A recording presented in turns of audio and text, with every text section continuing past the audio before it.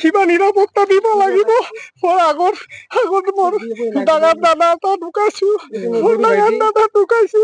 তাৰপিছত মোক ল'ৰাক কিডনেপ কৰি মাৰি পেলাব। মই এটা সৰু সুৰা ক্ষুদ্ৰ ব্যৱসায় কৰি খাই আছো, দোকান গোসাইগাঁও চাব ডিভিজনত কাপোৰৰ দোকান কৰি খাই আছো। চবৰে লগে চিনাকি মিলা প্ৰীতিতে থাকি আছো, কায়ো বেয়া নাপায়। বড় মানুহ বিলাকো ইমান আপোন কৰি লয় আমালোকক, তথাপিও আমালোকক এনেকে ইমান ডাঙৰ ঘটনা ঘটাব আমালোকে ভাবাই নাছিলো। মোৰ ল'ৰা এতিয়া স্কুলত যাব নোৱাৰে, টিউচনত যাব নোৱাৰে, চব জানে। ই কৈ থাকে মোক 1 মাহৰ পৰা মোক এনেকা কৰি আছে। মোৰ খাওয়া দাওয়া সব বন্ধ হৈ গৈছে। স্যাৰ আপোনালোকৰ গোসাইগাঁও সাব ডিভিশন থানাত বহুত ধন্যবাদ জ্ঞাপন কৰিছো।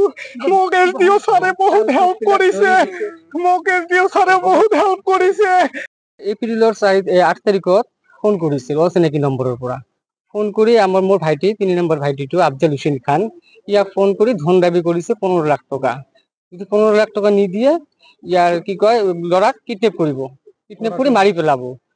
তাৰপিছত ল'ৰাটোতো এখানে এন্টনিছ ইংলিছ মিডিয়ামত পঢ়ে, তাৰপিছত ক্লাছ 7ত। তাৰপিছত স্কুল যোৱা বন্ধ কৰি দিলো। তাৰপিছত 2-3 দিন মূৰে ফোন কৰে, আৰু যেতিয়াই ফোন কৰে তেতিয়া বেলেগ নাম্বাৰেৰে ফোন কৰে। তাৰপিছত এই 8 তাৰিখত ফোন কৰিছে, সেইদিনা ৰাতি 8 তাৰিখত মই এসডিও ছাৰৰ তাত আহিছিলো। আহি এসডিও ছাৰক মই কথাটো জনাইছো। এসডিও ছাৰ 2 দিন পিছত ছুটিত গৈছে। তাৰপিছত এসডিও ছাৰ আহিল, অহাৰ পিছত মানে পুৰা কি কৰি আছো সবাই। তাৰপিছত আৰু 2 দিন পিছত আৰু ফোন আহি আৰু টকা খুজে 15 লাখ টকা। তাৰপিছত মই 15 লাখ টকা নাই, 2 লাখ টকা আছে, যদি লাগে লৈ যাব পাৰা। কয় না 2 লাখ টাকা না হবে, 15 লাখ টকাই লাগিব, নহলে কিন্তু তোমাৰ বাড়িৰ মানুহক মই মাৰি পেলাম আৰু ল'ৰাটো কিডনেপ কৰিম।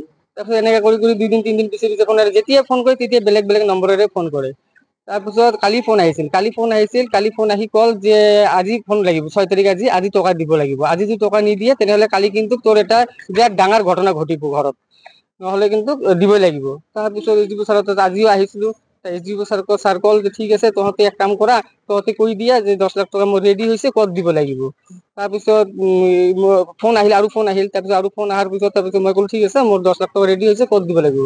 তেখেতে ক্ৰিমিনেলে কল যে চাপত ব্ৰিজ আছে, চাপত ব্ৰিজটো পাৰ কৰি যাবা, পাৰ কৰি যাই বাওঁফালে এটা ধাবা আছে, ধাবাটো অলপ পাৰ হৈ যাবা, পাৰ হৈ যাই তাতে বাইকত টকাখিনি ৰাখিবা, ৰাখি তহঁতে অলপ চাইডত থাকিবা, আমাৰ মানুহ গৈ আছে, আমাৰ মানুহ যাই টকাটো লৈ আহিব।